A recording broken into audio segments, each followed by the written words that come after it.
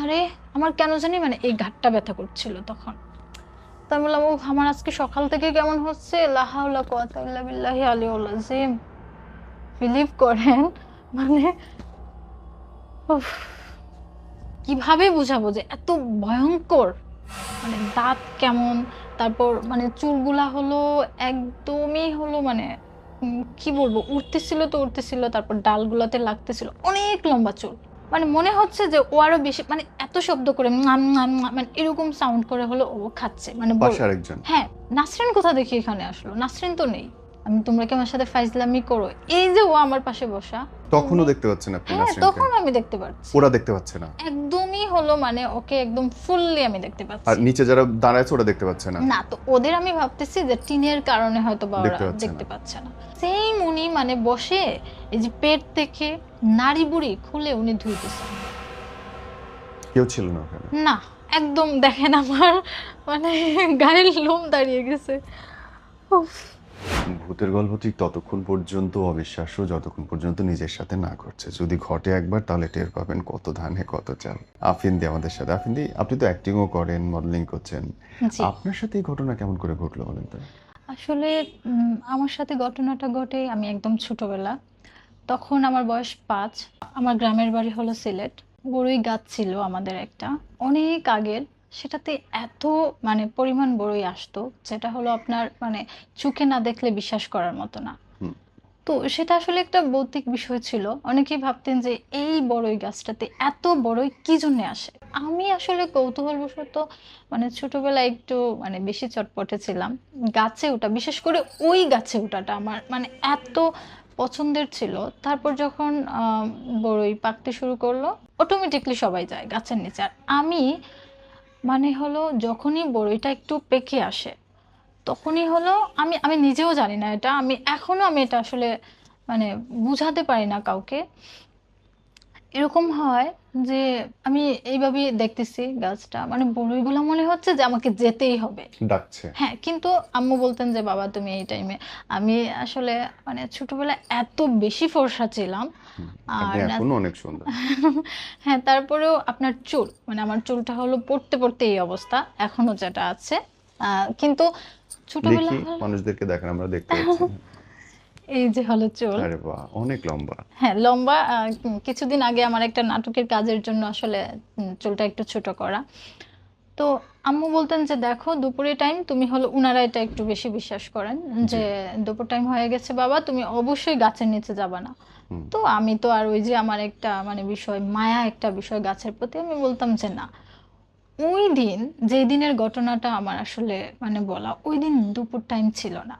হুম। ফজরের পরে মানে আমরা হলো সবাই আমাদের যে কাজিনরা ছিল তারা সবাই মিলে হলো মক্তব মানে মসজিদে আমরা আরবি পড়া পড়তে যেতাম। তো আমি তখন কোরআন শরীফে পড়ি। আমার আসলে ক্লাস 3-তে ওঠার সাথে সাথে আমি আল্লাহর রহমতে কোরআন শরীফটা মানে শেষ করে ফেলছি।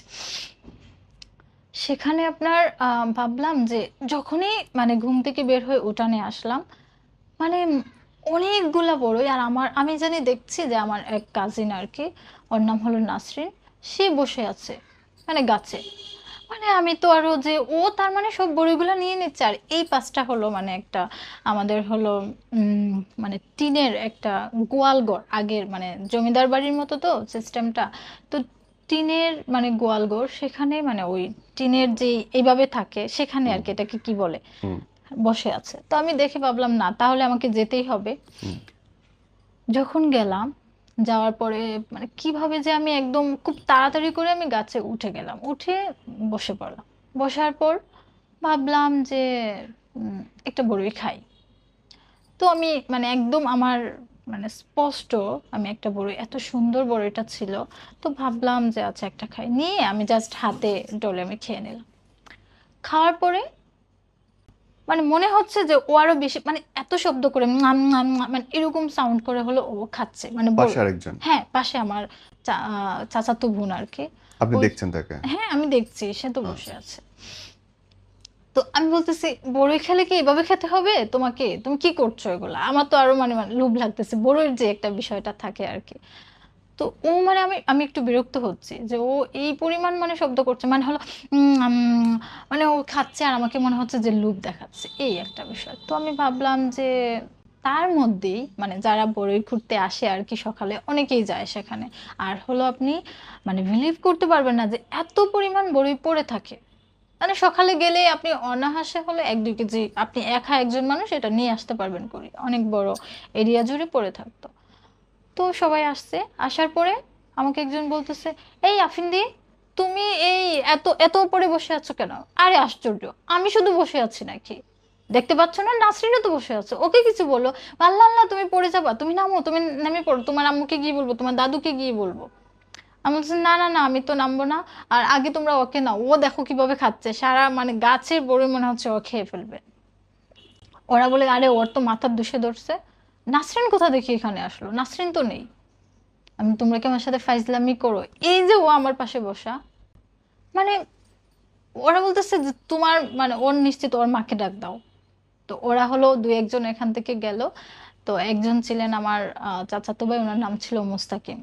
উনি বর্তমানে বাহিরে আছেন। উনি বলতেছেন, এই আফিন দিয়ে তুমি নামো, গাছ থেকে নামো। বললাম ভাইয়া তুমি আগে অন্ততপক্ষে নাসরিনকে নামাও, ও নামলে তারপর ও আমার আগে, ওকে দেখেই তো আমি আসলাম, তার মানে তুমি ওকে নামাও তারপর আমি নামবো।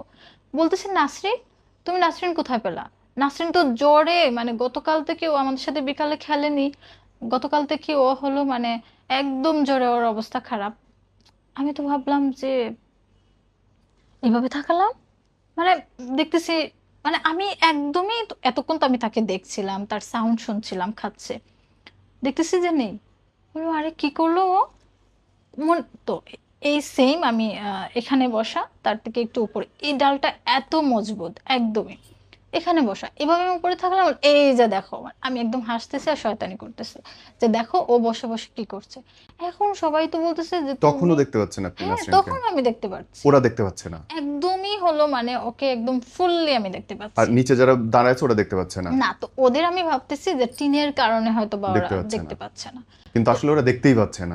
না, ওরা দেখতেই পাচ্ছে কারণ না। আর হলো আপনার মুস্তাকিম ভাই যে মানে তার কথা যে আমি বিশ্বাস করব, কারণ সে এমন একটা ছেলে ছিল যে থাকে না কেউ ফান করে অযথাই মিথ্যে বলবে বা এটা সেটা বলবে, হুম, ওরকম না আর কি। ও একদমই হলো আপনার মানে যা বলবে সত্যটাই বলবে। তারপর ভাবলাম যে যেহেতু মুস্তাকিম ভাই বলতেছে আচ্ছা ঠিক আছে, তো আমি বললাম এই তুমি আচ্ছা উপরে থাকো, ওই বড়িগুলো অনেক সুন্দর, মানে মনে হচ্ছে এই যে আমি যা বড়ি দেখতেছি তার থেকে ওই ডালে যে বড়িগুলো আছে সেটা সুন্দর। আমি এইভাবে ধরলাম একটা পাতাতে, মানে একদম হয় না যে আপনার অনেক জোরে বৃষ্টি হয়, হুম। তারপর হলো শিলাবৃষ্টি হয়, সেম ওইভাবে হলো বড়ই পড়ছিল। 3 বস্তা বড়ই হয়ে গেছে। আমার দাদু আসলেন, মানে একদম টিনে তো বুঝেন কিভাবে শব্দ হচ্ছে, হ্যাঁ একদম মানে এত শব্দ। তো সবাই বললো কি রে, এত বড়ই মানে পড়তেছে। তো সবাই এটা মানে সবাই আসলো, আমার দাদু আসলেন। আসার পর হলো মানে ওনারা প্রথমে হলো আমাদের মানে গ্রামে এটা আগুল বলা হয় আর কি, এটাতে ধান টান নেওয়া হয়। তো এটা দিয়ে হলো এটা মানে ভরে গেছে একদম, সবাই করতেছে। তারপর হলো বললেন যে বস্তা নিয়ে আসো, মানে এটা সহ 3 বস্তা বড়ি হয়ে গিয়েছে। তারপর তো আমাকে এই যে আমি আমি যখন দেখলাম যে আমি বলতেছি নাসরিন, মানে আরে আমার কেন জানি মানে এই ঘাটটা ব্যথা করছিল তখন। তো আমি বললাম ও আমার আজকে সকাল থেকে কেমন হচ্ছে, লা হাওলা কুওয়াতা ইল্লা বিল্লাহি আলিয়্যুল আযীম, বিলিভ করেন মানে উফ, মানে যখন এভাবে আমি শেষ করে স্বাভাবিক আমি শেষ করে মানে এভাবে থাকালাম, দেখতেছি যে মানে কিভাবে বুঝাবো যে এত ভয়ঙ্কর, মানে দাঁত কেমন, তারপর মানে চুলগুলা হলো একদমই হলো মানে কি বলবো, উঠতেছিল তো উঠতেছিল, তারপর ডালগুলাতে লাগতেছিল, অনেক লম্বা চুল। তো আমার আমার চুলও ছোটবেলা থেকে অনেক বড় আর লম্বা ছিল। তো আমার চুলটা আবার মানে বেনুনি করা ছিল, আম্মু সবসময় রাতে বেনুনি করে দিতেন। তো মানে মনে হচ্ছে যে আমার চুল কেউ মানে টানছে পিছন থেকে। আমি এই একটা চিৎকার দিলাম, একদমই আমার মানে বুঝেন তখন তো। আপনি গাছে? তখন হলো আমি ওই যে টিনের ইয়েতে বসা, ওকে। তারপর আমি তো পড়ে গিয়েছি। আর ওই যে মোস্তাকিম ভাই আরো যারা যারা ছিলেন, যখন আমি টিনে গড় গড় গড় মানে পড়ছিলাম, আমাকে এইভাবে মানে আমি আর তারপর আর আমি কিচ্ছু জানি না, সেন্স বলতে নেই? পারবো না, না একদমই সেন্স নেই।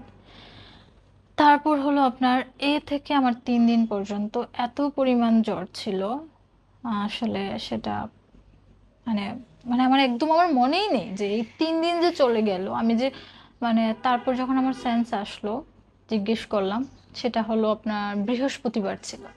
এই থেকে আমার একটা ভয় ঢুকে এখানে গেছে হলো অনেক। হ্যাঁ, ভয় তো পেয়ে গেছি। আর এখানে মানে আমার মনে নেই যে ওই যে চুলটা টানতে গিয়ে এখানে কি জানি একটা লেগে গিয়েছিল আর কি। তারপর হলো আমার এটা ফুলে মানে একদম চোখ পর্যন্ত বন্ধ হয়ে গিয়েছিল, যেটার মানে হলো আপনার স্পটটা এখনো মানে অপারেশনের মতো দেখতে। এমনি এমনি দেখা যায় না, কিন্তু কেউ যদি খুব বেশি আমাকে মানে খেয়াল করে তাহলে হয়তো বা দেখবে। এটা তো হলো এই একটা ঘটনা, সবাই তো সাক্ষী। আমার মানে এমন অবস্থা হয়ে গিয়েছিল, মুখে মানে একদম যেটা হয় আর কি, একদম ফ্যাকাশে হয়ে।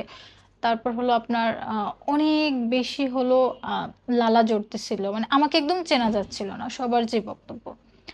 তারপর হলো আপনার আমি এই 3 দিন পর যখন মাগরিবের পরে, তো আমার একটা আসলে খুব বাজে স্বভাব ছিল যে আমাদের এখান থেকে মানে অনেকটা দূরে, কিন্তু আমাদের একজন আপুমনি ছিলেন, উনি হলো হিন্দু, মনিকা। তো সন্ধ্যা হলে কিন্তু ওনারা মানে লুলু মানে জোগাড় যেটাকে বলা হয় সেটা দেন। হুম। তো আমি কি করতাম যে মাঝে মধ্যে আমি সেটা করতাম, কেন জানি এটা হতো আমার। ওই দিনই হলো আমি আমাদের ঘর থেকে হলো আপনার ধরেন 100 পা হবে এতটুকু দূরে হলো একটা জাম গাছ ছিল, ইয়া বড় জাম গাছ। উনি হলো 1 বছর আগে মারা গেলেন, আমার রাঙা দাদু যাকে আমরা বলি আর কি। তো এই গাছটাতে আমার কেন জানি মনে হচ্ছিল যে ওই দিনের পর থেকে কিন্তু আমার মানে শুধু উল্টাপাল্টা কাজ করতে ইচ্ছে হতো। কিন্তু আমি বলতাম যে আম্মু আমি তো এগুলো করি না। আম্মু বলতেন, তুমি মানে কি করতেছো এগুলা, তুমি কেন গিয়ে গাছে উঠছো, যদি তুমি পড়ে যাও হাত পা ভেঙে যায়, তুমি মেয়ে মানুষ, কিছু একটা হয়, তোমার আব্বুকে কি বলবো, তোমার বাবা আঙ্কেলকে আমি কি বলবো, তোমার চাচ্চুদেরকে আমি কি বলবো। তখন আমি বললাম যে কিচ্ছু হবে না, টেনশন করো না। ওই দিন হলো আমি মানে ওঠো গিয়ে মানে গাছে উঠে গেছি। এই জাম গাছ তো বুঝেন অনেক হাইট থাকে, হুম। বড়ই গাছটার থেকেও তো অনেক হাইট। উঠে গেলাম, উঠে ধপ করে পড়ে গেছে, আমি নিজেও জানি না। আমাকে মনে হচ্ছে যে এই জায়গাটাতে কে জানি মানে একদম ধাক্কা দিছে। মানে ধাক্কা দিয়ে তাও এমন ধাক্কা না, মানে মনে হচ্ছে যে আমি মনে হয় আমি মানে মারা গেছি। আমি তখন মানে মনে মনে বলতেছি আমি তো মারা যাচ্ছি, তাহলে আমি কলিমা পড়ি।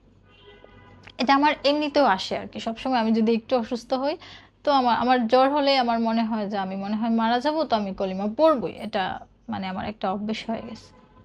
যখন আমি নিচে পড়লাম,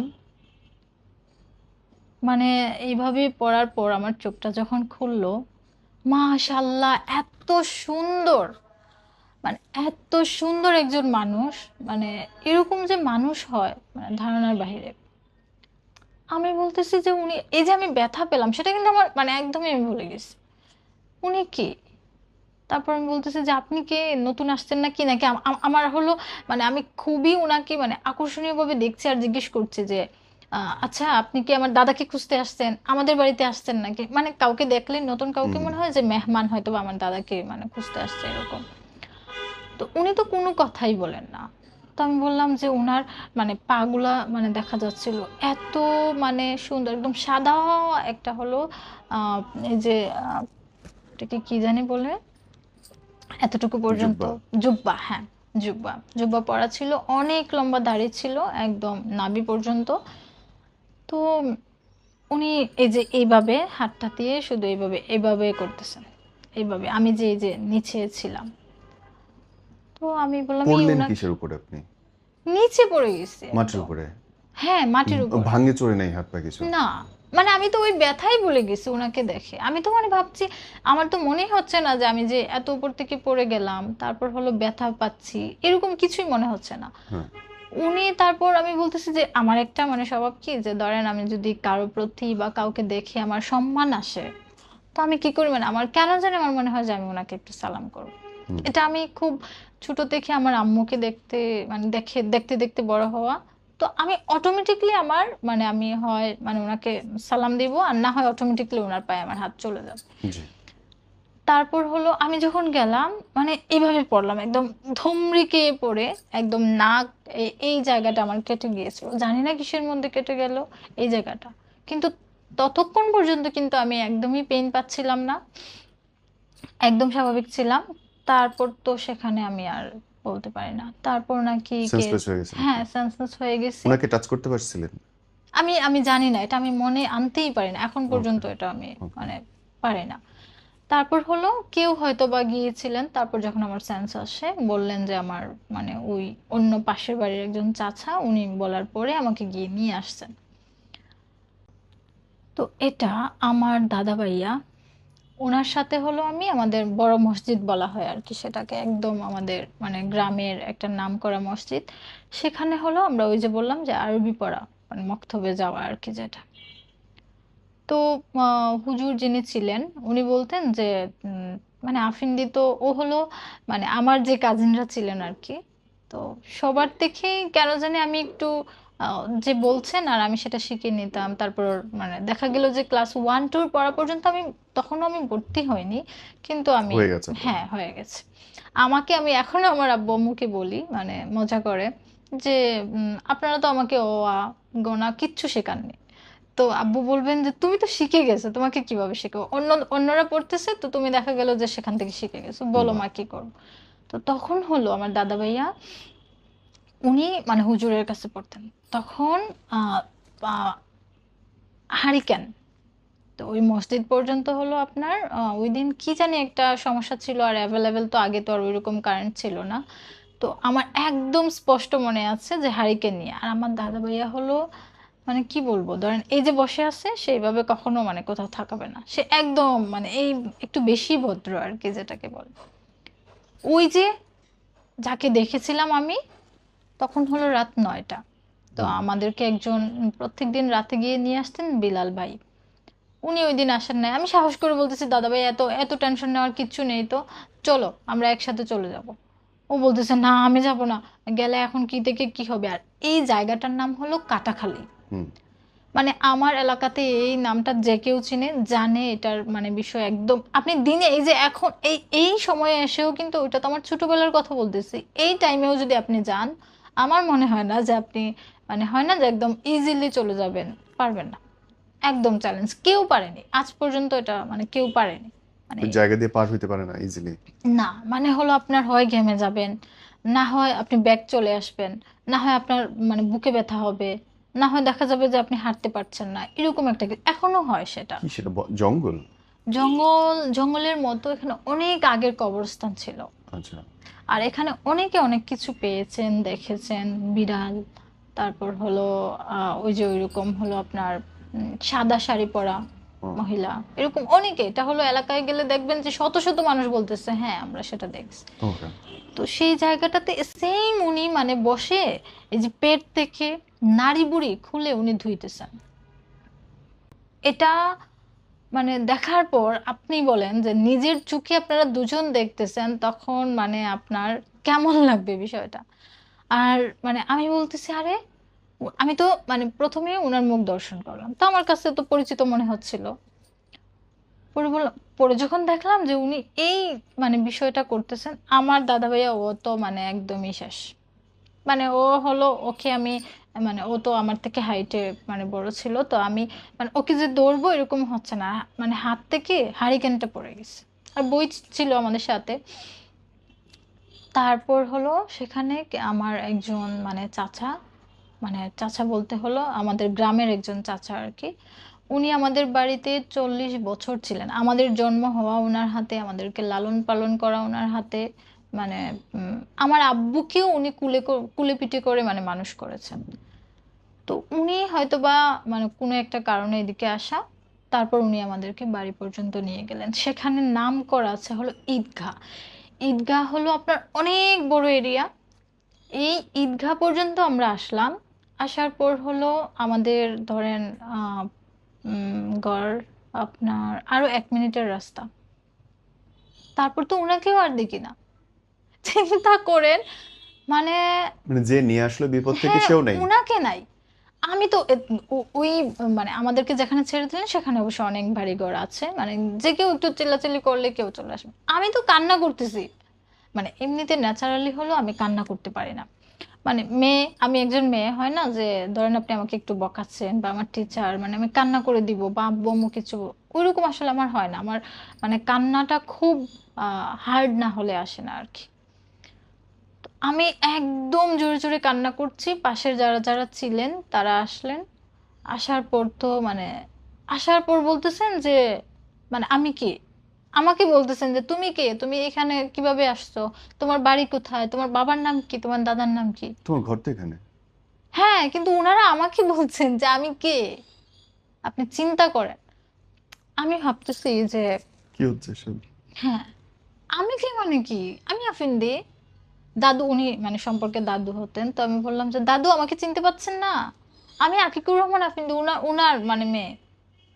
বলে কি আল্লাহ জানে মানে কি, মানে ওনারা ভাবতেছে যে আল্লাহ জানে এটা কি, এরকম। এখন আমার মানে ও তো দাদা ভাইয়া হলো, ও মানে একদম মানে মনে হচ্ছে না যে একটা মানুষ আমার সাথে আছে, যে কেমন জানি একটা হয়ে গেছে আর কি।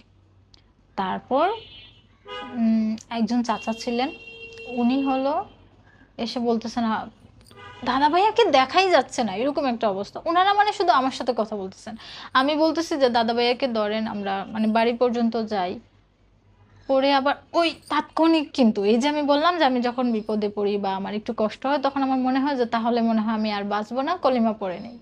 আমি যখন কলিমা পড়ছিলাম, একদম মানে আমার যা সাউন্ড আসে তা থেকেই মানে আমি হলো কলিমা জোরে জোরে পড়ছিলাম, তখনই আমাদের এলাকায় হলো একজন পাগল আছেন দাঁড়াই, মানে উনি উনি ওই যে ওইরকম কিছু বিষয়, উনার একদম ঈদগাহ যে বললাম আপনাকে, সেখান থেকে আপনার 2-3 হাত দূরত্বে হলো উনার বাড়ি। উনি হলো আপনার প্রচুর সম্পত্তির মালিক, কিন্তু এখন উনি হলো রাস্তায় রাস্তায় ঘুরতেছে। ওনাকে কেউ মানে দেখবে এরকম না, নৌকা এত লম্বা হয়ে যাচ্ছে, চুল মানে চেনার মতো না। উনি এই ওই যে ঈদগার পাশে কখনো দেখতো যে উনার মানে বাসায় চলে আসে কি, তো গ্রামের মানুষরা বলতো দূর ও মনে হয় পাগল হয়ে গেছে এসে, এখন আসলে সে সত্যিই পাগল হয়ে গেছে। আপনাকে এমন এমন কথা শোনাবে যে আপনি বলবেন কি বলে, কিন্তু আপনি যখন সেটা নিয়ে একটু ভাববেন তখন বলবেন আমার সাথে তো এটা 2 দিন আগে ঘটে গেল, সে এটা কিভাবে জানে। মানে এরকম হয়ে গেছে বিষয়টা। তো সে আসলো, আমি বলতেছি দাঁড়াই ভাই, দাঁড়াই ভাই, তুমি দেখো না। আরে আফিন্দি, তুমি কি হয়েছে তোমাদের, দেখেন ও কিন্তু আমাদেরকে চিনলো, কিন্তু অথচ আগে যারা ছিলেন তারা কিন্তু কেউ আমাদেরকে চেনেননি। তারপর আমি বললাম ও তার মানে আমি বেঁচে আছি, ওই যে আমি কলিমা পড়লাম, আমি ভাবতেছি ও আচ্ছা, তার মানে আমি বেঁচে আছি। ওকে। তো ও যখন চিল্লাচিল্লি করতেছে সবাই এমনি তো ওর প্রতি খুব বেশি বিরক্ত, তো গিয়ে টেনে হিচড়ে নিয়ে আসছে 2-1জনকে। তারপর আমরা বাড়ি পর্যন্ত গেলাম। আমার মানে আব্বু বললেন তোমাদের আর যাওয়া লাগবে না, পড়ালেখা করা লাগবে না, এমনিই পড়ো, কিন্তু ভালো রেজাল্ট টেজাল্ট এগুলোর কিচ্ছু না, আমার মানে বাচ্চা বাছুক। আমার আমার মানে আমার আব্বু হলো আমাকে মানে অনেক বেশি আগলে রাখেন এখনো। আপনি তো ঢাকাতেও এরকম ঘটনার সম্মুখীন হয়েছেন আপনি। হ্যাঁ, ঢাকার ঘটনাটা হলো রিসেন্ট হয়েছে। বল। সেটা হলো আমি একটা মানে শুটিংয়ে গিয়েছিলাম আফতাবনগরে। হুম। তো আমাদের সেখানে রিনা খান ম্যাম, শহীদ চিশতি ওনারা ছিলেন, আমরাও ছিলাম। আমাদের প্যাকআপ হতে হতে 1:30 বেজে গেল রাত। সেটা দুর্ভাগ্যবশত উম, হওয়ার পর যারা লাইটম্যানে ছিলেন, তো ওনারা বলতেছেন যে আপু আমরা এক মানে কাজ করি, আপনাকে বাসা পর্যন্ত, আমরা তো ওই দিক দিয়ে যাব, তো বাসা পর্যন্ত আপনাকে দিয়ে আসবো। বললাম ঠিক আছে, আমার জন্য আরো ভালো। আর না হয় মানে হাউসের যে সাইমা আপু উনি বলছিলেন যে আফিন্দি তুমি এক কাজ করো, তুমি না হয় থেকে যাও। তো আমি হুম। বললাম আমার তো বাসা থেকে মানে এলাও না, হুম। আমি কাজ করব ঠিক আছে, যত রাত হোক চলে আসবো, মানে আব্বু আম্মু বেশি টেনশন করেন। হুম। তো উনি বললেন আচ্ছা ঠিক আছে, তাহলে তুমি যেহেতু ওনারা আছে তুমি চলে যাও। তো সেখান থেকে হলো সাকু ছিল, সাকুটা পার হলাম, ওনাদের সাথেই ছিলাম। তো তার মধ্যে ওনাদের একটা জরুরি কল আসলো, বললেন যে আমাকে বাসা পর্যন্ত দিবেন, একজনকে রেখে গেলেন। ওনার বাসা হলো আমার বাসা থেকে কোন চার জায়গা এটা? সেটা হলো আপনার মেরাদিয়া বাজার। বাজার, ওকে। আর হ্যাঁ, আপনার বাসা কোথায়? আমার বাসা হলো বনশ্রী। ওকে। এপার ওপারই তো। হ্যাঁ, হুম। এপার ওইপার। তো বেড়াদিয়াতে হলো অনেক বেশি মানে ময়লা রাখা হয়, সঠিক। আর হলো মানে খুব বাজে একটা পরিবেশ। বাজারের ওইখানটায়। হ্যাঁ হ্যাঁ, হুম। বাজারের ওইখানটা। তো উনি চলে যাওয়ার পর ওই যে যেই ভাইটা, ওনার নাম কি জানি ছিল, তো উনি দাঁড়িয়ে আছেন, আমিও। এখন তো কোনো রিক্সা অটো কিছুই পাচ্ছি না। অনেকক্ষণ দাঁড়ালাম, দাঁড়ানোর পর আর আমার খুব একটা মানে বাজে স্বভাব। সেটা হলো, হয় না যে মানুষ কি ধরেন এক জায়গায় দাঁড়িয়ে আছে, ওকে, আমি হলো রাত হলে কি হলো আমার, আমি তো এদিক সেদিক দেখবই, এটা হুম। হলো আমার মানে স্বভাব। তো আমি কি করছি যে এমনি হলো যে রিক্সা পাচ্ছি না, দুজনকে পেলাম, বলছে যে মামা যাবেন, বলে না না যাব না। তারপর দাঁড়িয়ে আছে, আমি হলো আমার কেন জানি মনে হলো ওই যে ময়লার পাশটাতে চোখ পড়লো, কি জানি মনে হচ্ছে, তো আমি এতটা মানে কেয়ার করিনি, যে থাক। উনি বলছেন, আপু দেখেন, আমাকে আরিফ ভাই কল দিচ্ছেন, আমার এখনই যেতে হবে, আমি জানি না কি জন্য। আমি বললাম আচ্ছা ঠিক আছে। উনি উনি বারবারই আমাকে বলতেছিলেন যে আপু আপনাকে ছেড়ে যাওয়া ঠিক হবে না, আর আমি তো ওই যে আমার হলো সব সময় হলো দুঃসাহসটা বেশি। আমি বলছি ধর তাহলে কি হয়েছে, আপনি আমাকে রেখে যাচ্ছেন, আমি একটা যে কোনো একটা, এই তো আমার বাসা 1 মিনিট লাগবে মারাদিয়া বাজার থেকে, তাহলে অসুবিধা নেই। উনি বললেন দেখেন আপু, পরে কিন্তু যদি ওনারা আপনাকে জিজ্ঞেস করেন তাহলে কিন্তু এইভাবে বলবেন না। মানে এক যাই হোক মিনিটের পথ আপনার এদিক ওদিক বাসা। হ্যাঁ। হ্যাঁ। তো যাই হোক, এটা আমি আসলে এখন মানে একদম লাইভ একটা প্রোগ্রামে বলে দিচ্ছি। ও এই পর্যন্ত তাহলে চলেই যাচ্ছে। তো উনি বললেন যে এই বিষয়টা যেন হাইড থাকে, আপনি মানে জানাবেন না যে আমি যে আপনাকে এখানে রেখে গেছি। তা আমি বললাম, আচ্ছা ঠিক আছে, ওকে বলবো না। তারপর আমি দাঁড়ালাম, রিক্সা তো আর পাচ্ছি না, মনে হয় আমি 20 থেকে 25 মিনিট দাঁড়ালাম। তারপর একটা কোথা থেকে জানি একটা রিক্সা পেলাম, পাওয়ার পরে বললাম যে মামা, আমি তো বনশ্রীতে, এই তো আপনি 1 মিনিট গেলেই আমার বাসা, জি ব্লকে। উনি বলতেছে যে এদিকে তো গেট বন্ধ। হ্যাঁ আমি জানি, অ্যাপার্টমেন্টের গেটগুলো মানে বন্ধ হয়ে গেছে, আর ওই পাশে গেলে আমার অ্যাপার্টমেন্টের গেটও বন্ধ, তাহলে আপনি এক কাজ করেন, আমাকে একটু ঘুরে আর একটু সামনে একটা রাস্তা আছে সেদিকে নিয়ে যান, ওইটা হলো ময়লা জায়গাটা ক্রস করে হলো যেতে হয়। তারপর উনি বললেন আচ্ছা ঠিক আছে, কিন্তু আমাকে টাকা বাড়ে। মামা, কোনো সমস্যা নেই, কয় টাকা বাড়ে, 20 টাকা, আমি আপনাকে 100 টাকা দেবো। উনি বললেন আচ্ছা, উনি মানে খুশি, নিয়ে যাবে। উনি আর আমি মানে উনি বলতেছেন মামা, আমি তো মানে আমার ওই যে অটো আর কি, অটো রিক্সা যেটা, যে মনে হয় আমার ব্যাটারি বসে গেছে, সেটা তো স্টার্ট হচ্ছে না। আমি বললাম, মামা এটা কেমন কথা বলেন, দেখেন একটু চেষ্টা করুন। উনি বলেন আচ্ছা ঠিক আছে। তারপর একটানে একদম এই যে ময়লার একদম মানে সামনে চলে গেছেন উনি, গিয়ে আবার বন্ধ হয়ে গেল। এখন উনিও টেনশন, উনি প্রচুর ঘামতেছিলেন, আমিও জানি না কেন এতক্ষণ কিন্তু আমাদের মানে এত গরম লাগেনি।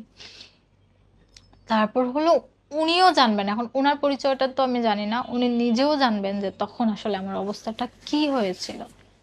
যখন তাকাচ্ছি, এই যে আমি আমি বলতেছি মামা দেখেন, এই ময়লার সামনে একদম নিয়ে আসছেন, এত বাজে গন্ধ এমন হচ্ছে, হুট করেই মানে চুপ পড়লো, যে মানে কি বলবো, মানে এত ময়লার মধ্যে কে জানি মানে এইভাবে হাত এইভাবে এইভাবে করে মানে খাচ্ছে।